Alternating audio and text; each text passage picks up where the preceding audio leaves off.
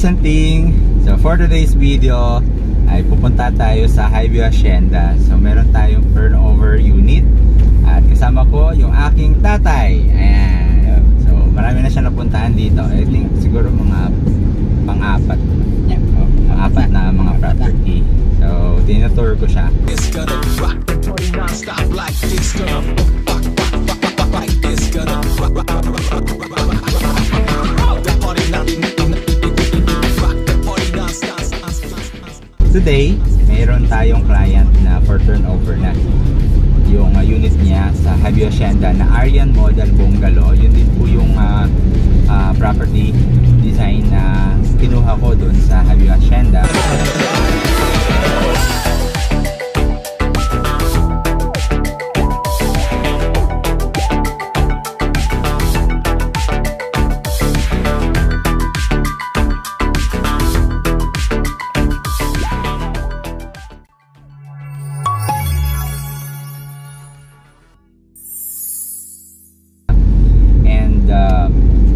Meron akong ginawa punch list sa unit niya dahil isa po siyang OFW and syempre nagpatulong siya sa akin na mag punch list.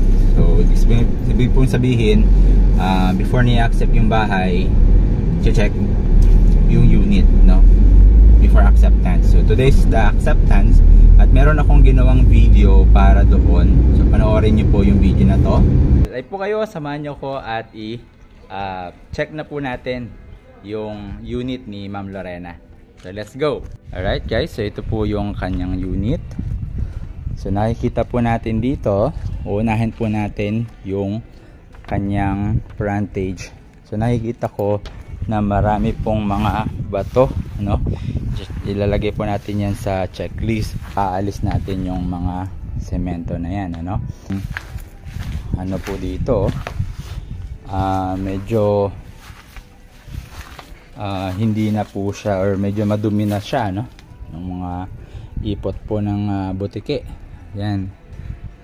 So ano na rin po natin yon, ayos na rin po natin yung ceiling.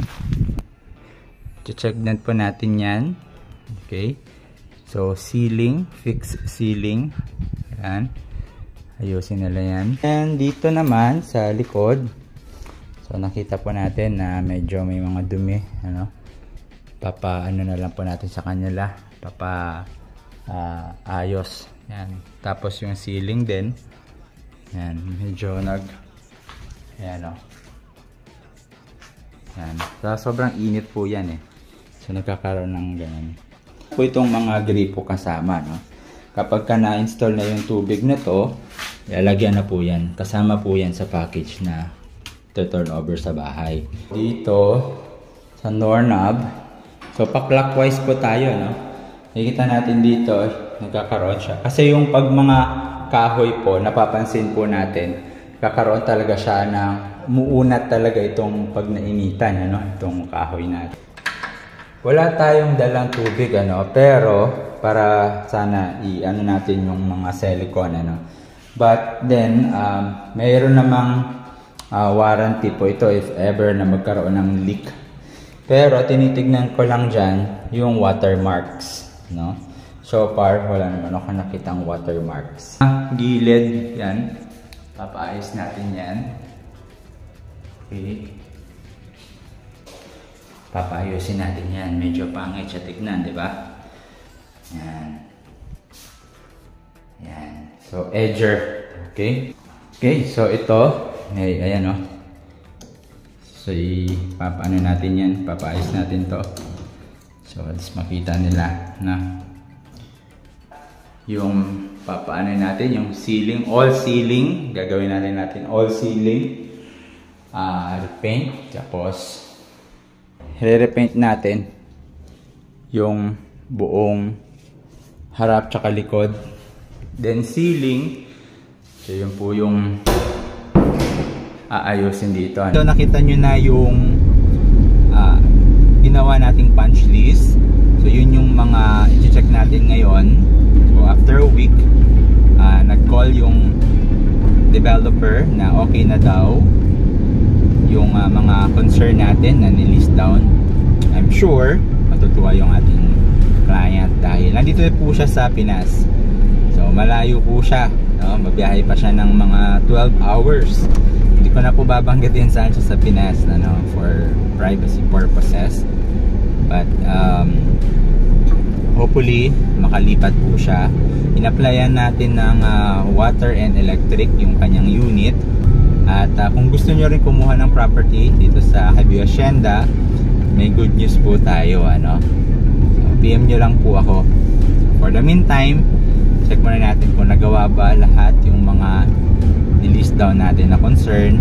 At if oo, so i-accept na natin, hand over the key na ng unit. Pang? Ayan.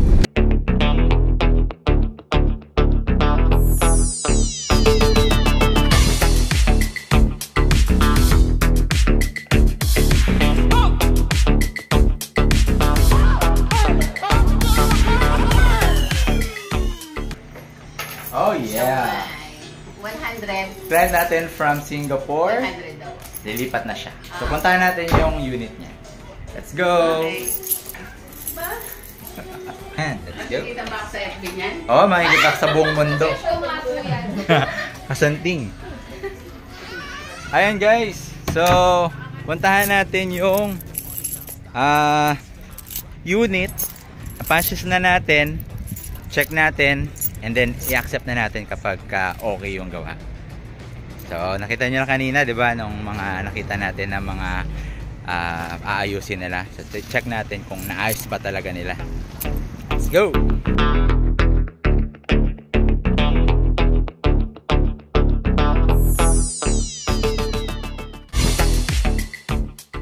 Congratulations sa ating client na kumuha dito. Na-applyan na rin natin to ng water and electric. Papalo up na lang natin. And check na natin ngayon kung nasunod ba yung pinagawa natin dun sa punch list. At hawak ko na yung kanyang susi. Pagka okay na sa atin, kukunin na natin to. At kapag pabiyahe na siya, punta na siya dito, i-turn over natin sa kanya. Sige, sana natin! O guys, napakasaya ko ngayon dahil from reservation to handover ng key. Ayan. Ng key. Ayan guys, oh. Ayan. So, alam ko yung feeling na magkaroon ka ng sariling bahay, tagal ka sa abroad. At least ito, makikita mo talaga yung fruits of your labor. Talagang nagmamanifest na, no? So, mag-gate siya dito. I think you can design gate na ganyan. So, meron din sila mga provision na ready for expansion sa likod, gated. So, depende na sa kanya kung ano yung plan. And, ayan guys, so dito pinarepaint natin yung kanyang unit. So nakita naman natin na nirepaint naman, wala na yung mga ano to, itim-itim ng mga talsik ng putik. So and ayan, sa ceiling nakita natin medyo nirepaint din nila. So check natin yung buong bahay. So, ganito din po yung bahay na kinuha namin dito, ano. So, if you are interested, go for yung meron akong ginawang from reservation, yung sarili ko mismong unit, no. Application ng Pag-ibig, turnover, at yung acceptance na, no? Yung acceptance. So, ayan guys.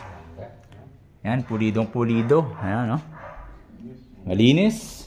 Yan, may mga damo lang na konti but it's fine para at least may malikabok. So dito guys, don't worry dahil mag-aasintap po sila niyan parehas. So depende kung sinong mauna, pero kailangan hindi siya mag-attach dito. Kung mag-extend siya ng kitchen dito, ano siya, mag-aasinta siya pang dito. Oo. Tapos, masasarado yan siya. Yan. So, ito naman, may mga, ano na siya pang, yan. Outlet. Yes, malinis na yung, ano niya, nirepaint na nila. So, bagong-bago. Parang, bagong labas sa kasa. Ayan. So excited. Oh, hindi siya ano, di ba? So sa kanya yan. Ito yung sa kanyang property. Sa kabila naman. So masasarahan din yan siya. So kung gusto niya transparent na ano, yung extension, pwede. So, ayan, si father ko kasi contractor po siya. Parang ano po namin kung magkano po yung magagamit niya or magagastos niya kapag ka nagpa-extension ng kitchen and the sa harap magpa-gate siya. So, ayan. Dito sa pinto. Okay. Ayan, malinis na malinis. Ayan. Okay, mabango siya, mabango siya. Yung mga edge, ayan, wala na yung pagitan ng wall at saka ng hardiplex. So, hindi na siya parang yung nag-crack ba. And this one, okay, so na-paint na nila. So, ang mga ganito pong usually no pagkahoy, nag-i-expand siya. Pagkakahoy. Napang, no? Pagkakahoy, nag-i-expand siya. Pagka matagal. Pero pinapakinisan lang yan dito. From, siguro every year. Depende na yan. Pero solid wood naman yung ginamit dyan. Solid wood naman yung ginamit. So, meron na siyang double lock. Yan dito. Yan. Tapos, yung mga switch, maayos din yung dito niya. Yung pagkaasinta. Kasi, yung una kasi, medyo, hindi pantay-pantay. So, ito, medyo, na siya. Okay na siya. Tapos, vinyl. Yan. Okay na rin. Tapos, I think, pinalitan nila to. Yan. Okay. Ito yung mga nilista natin na sinunod nila. Oops. Okay. Yan. Yan na natin pang ipakita yung pangalan, syempre. Ito yung breaker. Yan. Tapos ito yung CR. Sa CR. Ayan. Ako, pinalitan sila dito eh. Yan. Then, kapag halimbawa ito guys, siyempre wala pang tubig, matitest kasi yung mga fixtures na nilagay dito, like yung faucet, tsaka yung dito, ito usually, na meron niyang warranty guys. So, kapag nag-connect na yung water, makikita nila kapag mayroong leak, merong pupunta dito para i-fix po yan. So, don't worry po sa mga ganun. And then, ito yung bedroom number 1. Ang ganda, di ba? Ang ganda, malinis. Yan, satisfy na satisfy. For me ha, satisfy for, ayan, saan nakikita ko? Saan nakikita ko? Kasi ginawa nila yung dapat gawin dito. Then, dito yung TV. Yan. Gusto nyong makita ko yung ginawa namin dyan. Plyboard ginamit para at least may pag-attach yung TV. Kasi to hardiplex. So, para at least kumapal siya, dinikita namin ng plyboard para sa TV. It's parang aesthetic na rin. So, ito yung master bedroom. So, master bedroom, ayan. Okay. So, malinis. Okay. Parehas kasi nga pang? Parehas lang siya. I therefore say, upon checking this unit, okay na siyang i-accept. Yan. By my guarantee.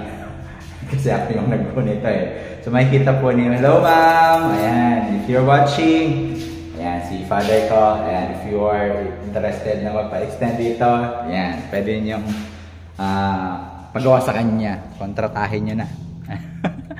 Ayan. So, wala na akong ma-comment dito.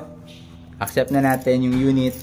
So, pag mag-travel kayo papunta dito, in-apply na rin natin yung water electric nyo. I think this week yung water and electric for ano na siya,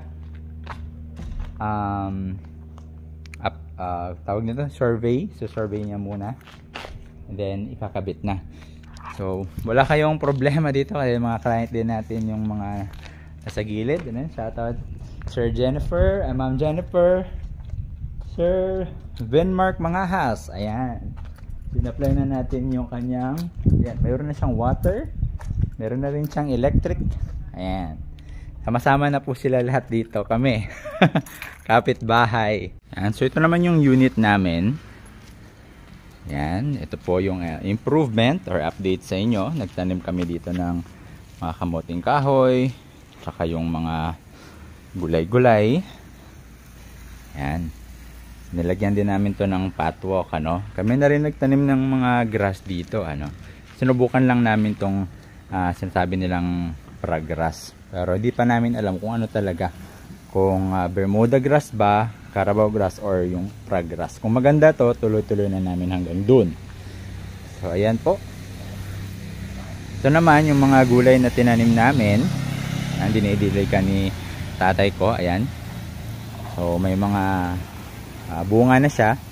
So gagawa ko ng another video for harvest na kami, no, ng mga talong.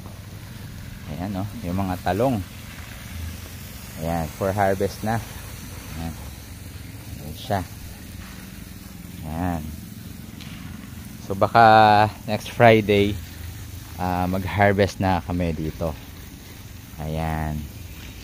And ito naman yung parang garden set. So mga nasa itong set na to, nabili namin, order namin sa may Kapas. Nasa ano po ito, no? Nakalimutan ko na, pero mga nasa 6,000 or 8,000 somewhere, no? Tapos ito 3,000 yung nabili namin sa Shopee. Ayan, aesthetic lang. Then nilagyan na rin namin ng mga parang mga tanim-tanim dito sa gilid. Ayan. So pasok po tayo sa loob. Pasyal ko po kayo sa loob. Ayan.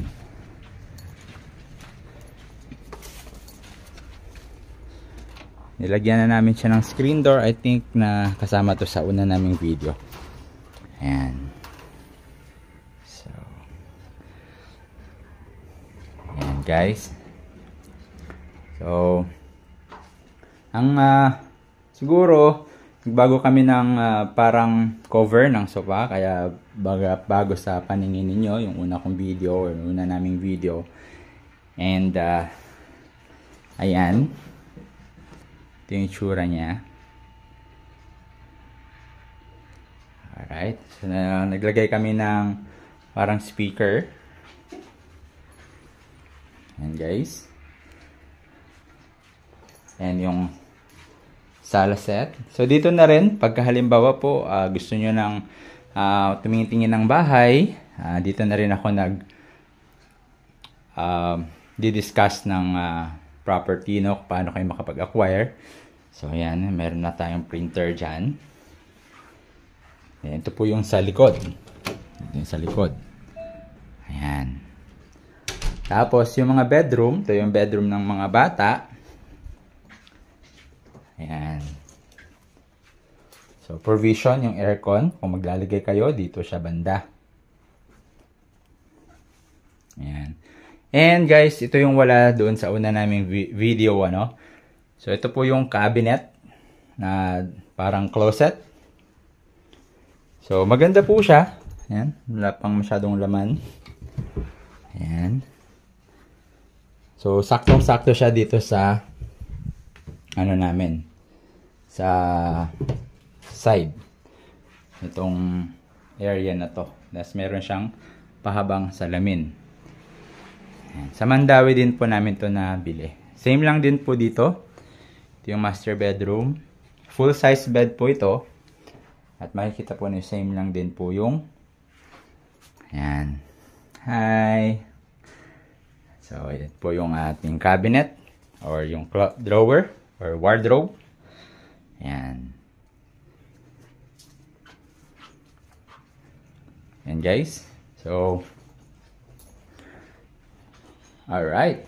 So, yan guys. Welcome po kayo dito, no? Na bumisita dito sa aming bahay sa Highview Hacienda. Ayan. So, magkape po tayo. Handa na po yung coffee ko po dito. So, pag-usapan natin yan kung ano yung mga pangarap nyo kumuha ng bahay, paano kayo makakuha ng bahay. So, dito po, mayroon kayong idea sa kung ano yung prefer nyo, no? Na property. So, mayroon tayong pwede tayong magkape-kape sa labas, mag-usap-usap kung paano kayo makapag-umpisa na inyong sariling bahay. Lalong-lalo na ngayon guys, no? Yung mga presyo ng mga property talagang walang tigil sa kakataas guys. Dahil nga, yun nga, 6.5 yung backlog po natin sa housing.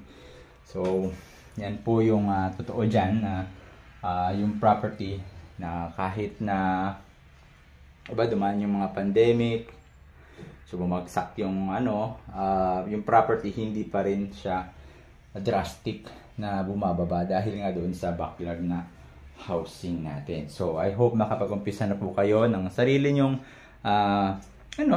simpleng-simple, yung meron kayong peace of mind kung saan pwede kayong for a weekend kung gusto niyo itong maging rest house or yung dito na talaga kayo titira. So pwede. So yan guys. So I hope nabigyan ko po kayo ng idea. Update na rin po ito sa aming bahay dito sa Highview Hacienda. Alright. So kakatapos ng magdilig ni Papa sa mga tanim. Ayan guys. Muli, maraming po salamat. Ako nga pala si Kuya George. Yung aking tatay, George din. Na nagsasabing dream home you deserve. People you trust. Maraming salamat.